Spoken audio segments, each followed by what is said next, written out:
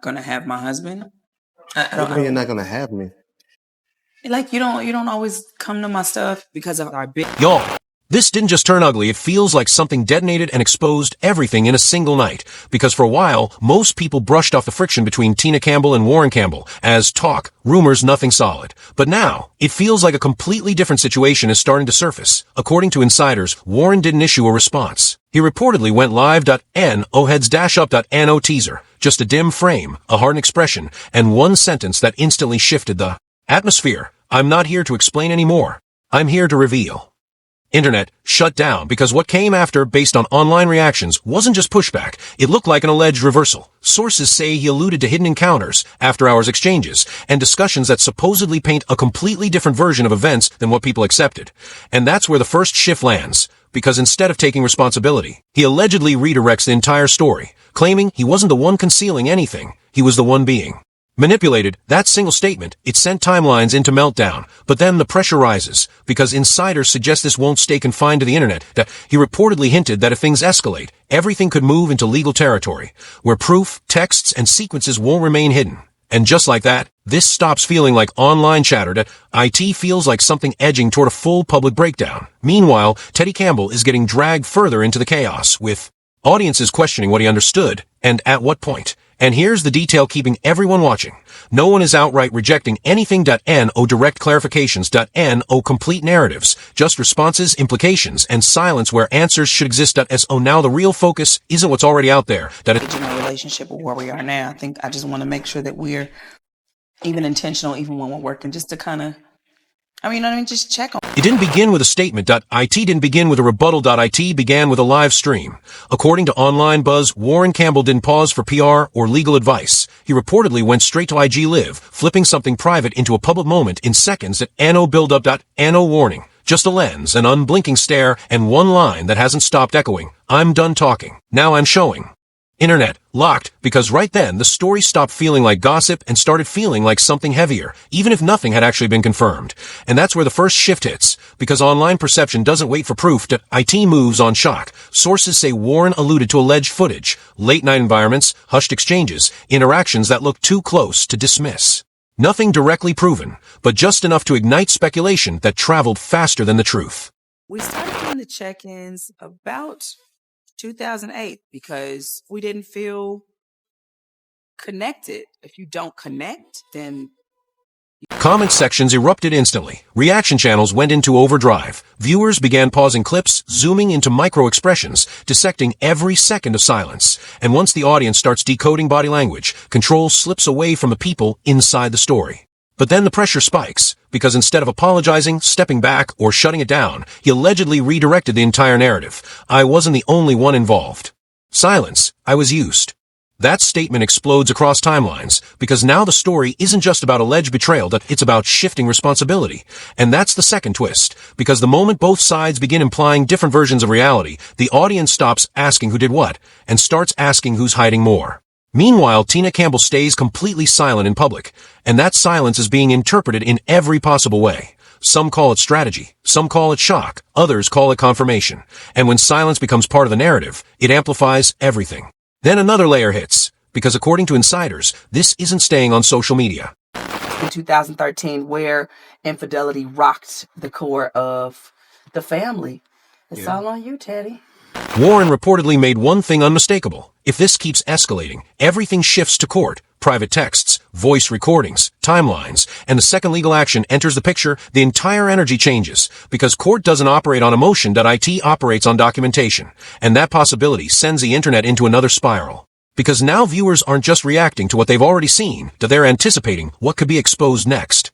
That's when Teddy Campbell gets pulled even deeper into the chaos. Already tied to legal tension, already surrounded by separate accusations. Now his position becomes even more complex, because if Warryn actually presents evidence, then Teddy's situation doesn't just remain a legal dispute. IT transforms into a collision of competing narratives, and suddenly, this isn't a single controversy, it's multiple storylines crashing into each other in real time. As a kid, I filtered everything through it. Everything. So when loneliness showed up in my marriage, I went back to the old Ted. Wow. That's exactly how it happened. So two men point one storyline, and an audience scrambling to assemble pieces without ever seeing the full frame. Meanwhile, insiders suggest the emotional fallout behind closed doors is intensifying, conversations fracturing, trust eroding, family dynamics shifting in ways that may not be reversible. And this is where it gets darker, because the longer this unfolds in public, the harder it becomes to separate truth from perception. Clips get replayed, moments get re-examined, old footage starts to feel different under new assumptions. And that's how escalation works now. Not through clear answers, but through endless reinterpretation. One comment trending online captures the energy. This doesn't feel like one moment, it feels like years of something finally coming out. And that idea lingers, because if this wasn't isolated, if it was layered, concealed, and quietly building over time, then what people are seeing right now might not even be the peak, that IT might just be the opening phase. And if that's the case, then the real question isn't what was shown on that live, it's what still hasn't surfaced. The live stream didn't shut anything down. IT amplified everything, because the moment that alleged IG live from Warryn Campbell ended, people didn't scroll away, they leaned in deeper. Clips began spreading within minutes. Quick cuts. Pauses. Micro-expressions, fragments that didn't answer anything, but implied just enough to keep the narrative alive. And that's where the second wave formed, because according to insiders, what Warryn held back became just as powerful as what he suggested. One reaction comment captured it perfectly. He showed enough to ignite it, but not enough to shut it down. Internet, locked. Now the audience isn't just reacting to what's visible, they're hunting for context. Who captured what? When those alleged moments actually happened, and why now? That's the first twist, because the timing starts to feel deliberate. Some gossip pages suggest the alleged live wasn't random. It dropped right as pressure was building from ongoing legal tension tied to Teddy Campbell. If that holds any truth, then this wasn't just exposure. IT may have been positioning. A calculated move. And once actions start looking strategic, the entire narrative shifts. But then another layer hits, because while speculation keeps rising, Tina Campbell still hasn't delivered a clear response to NO direct denial. NO emotional breakdown.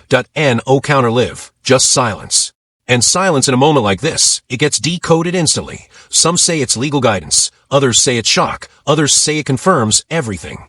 And that's the second twist, because when one side speaks and the other stays quiet, perception tilts, even without full truth.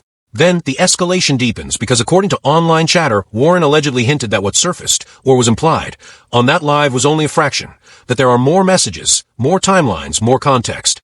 And the moment the audience hears more, everything changes. Now it's not about a single incident, that it's about how many exist. That's when the investigation energy spikes. People revisit old interviews, they slow down archive clips, they start analyzing tone shifts in conversations that once felt normal. And once the past gets reinterpreted, the narrative expands beyond control. Meanwhile, Teddy's position becomes even more complicated, already tied to legal tension, now potentially facing a narrative that doesn't fully align with his version of events. Because if Warryn presents one timeline and Teddy presents another, then the public is left trying to reconcile two competing realities without full access to either. That's where confusion turns into engagement, and engagement keeps the story alive. Then comes the third twist, because insiders claim conversations are allegedly unfolding behind closed doors, conversations never meant to reach the public, damage control, legal positioning, family discussions that may no longer be aligned. And when internal communication fractures, external exposure tends to rise. That's the pattern. One side speaks, another reacts, then something leaks, and suddenly the narrative evolves again. One viral line captures the moment perfectly. This doesn't feel like a scandal, it feels like a countdown. Because every move now triggers another, every hint fuels more speculation, every silence creates more questions, and the longer clarity stays out of reach, the deeper people dig. But the most unsettling part, according to speculation, not everyone involved may be aligned anymore. Different priorities, different strategies, different versions of the truth they're willing or unwilling to reveal. And when a situation splits like that, it doesn't stabilize. IT fractures. Which leads to the question now sitting at the center of everything. If that live stream was only the opening move, then what happens when next one lands? The situation doesn't ease up after the live stream. IT intensifies, because the moment that alleged clip from Warryn Campbell hit the internet, something shifted. Not just in the narrative, but in how people started interpreting everything around it. Now it's no longer just about what was seen, that it's about what it suggests. And according to insiders, that interpretation is unfolding in real time. That's the first twist, because the footage, whether accurate or misunderstood, has already done its damage. IT altered perception. Now, every pause, every delay, every response is being treated like evidence. People are watching closely. Who speaks? Who stays silent? Who suddenly fades out of view? And right now, Tina Campbell still hasn't directly addressed the situation in a way that shuts it down. That lack of clarity, it's feeding everything. One viral comment says it plainly. When the truth is clear, you don't need time to respond. Internet, locked, because now the audience isn't just reacting to the alleged live, they're reacting to the silence that followed it. And that silence is being filled with speculation. But then the escalation hits, because according to chatter spreading across commentary pages, the legal side of the situation may already be shifting behind closed doors. Nothing confirmed publicly, but enough whispers to make people believe that what started online could move into a courtroom. And once court enters the picture, everything changes. That's the second twist, because courts don't operate on implication. They deal in specifics, messages, dates, sequences, and if even part of what's being suggested gets pulled into that space, then this stops being interpreted. It starts being dissected. Meanwhile, Teddy Campbell is now in a position that viewers can't fully decode, already connected to legal tension, already part of the wider narrative, now possibly watching another version of events unfold publicly that may not match his own. And that creates friction, because when multiple versions of a story exist at once, the audience doesn't settle. They divide. Some lean one way, others lean another. Most believe there's more beneath the surface. That's what keeps it alive. Then another layer emerges, because insiders suggest what's happening publicly may only reflect a fraction of what's unfolding privately. Conversations that aren't being captured, reactions that aren't being shared, decisions that could reshape everything that comes next. And if those private moments don't align, then the public narrative fractures even further. That's the third twist, because at this point, control doesn't belong to any single person. Not to Warryn, not to Tina, not to Teddy. It belongs to momentum. And momentum online doesn't pause. It builds. Clips continue circulating. Old interviews resurface. New interpretations keep forming. One moment becomes 10.1 theory becomes 5. And suddenly, the original event, the live itself, feels like just the starting point, not the peak. One line trending online captures it perfectly. This isn't unfolding, it's unraveling. Because unraveling doesn't follow structure. It happens in fragments, without warning, and often faster than anyone expects. And that's exactly what this feels like right now. A situation that's no longer contained, a story that's no longer linear, a narrative that keeps expanding every time someone tries to define it. But most unsettling part, according to speculation, there may still be moments, real or alleged, that haven't surfaced yet. And if even one more piece drops, it could shift everything again. Which leaves one question hanging in the air.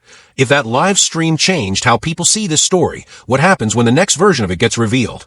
It looks like this isn't cooling off. It's intensifying, because what started as one alleged live stream from Warryn Campbell has now expanded into something far bigger than a single online moment. According to insiders, what's unfolding behind the scenes may be even heavier than what the public is catching. Clips keep resurfacing, comments keep piling up, and every silence feels louder than the last. Now, the attention isn't just on what was revealed, it's on what might follow. Because if that live suggested private moments involving Tina Campbell, then people are asking a more serious question. Was that just the opening move? Sources claim there could allegedly be more context, more messages, more timelines that haven't been exposed yet. And if that holds any weight, then this situation isn't leveling out, it's escalating in layers. Meanwhile, Teddy Campbell remains caught in the center of a narrative that keeps shifting with every new claim, every new theory, every new interpretation. And this is where it gets critical, because once a story reaches this level, where multiple sides are implied, where timelines don't fully align, where silence replaces clarity, the audience stops waiting for answers, they start creating their own. That's what's happening now. The internet isn't just watching anymore, it's dissecting. And when that happens, every detail starts to feel like evidence, even when it isn't, which means this situation no longer belongs to the people inside. It belongs to momentum. And momentum doesn't slow down without closure. So now the real question isn't who said what. It's what happens when someone decides to reveal more. Because if even one more piece surfaces, this entire narrative could shift again overnight. And right now, it doesn't look like that possibility is fading anytime soon.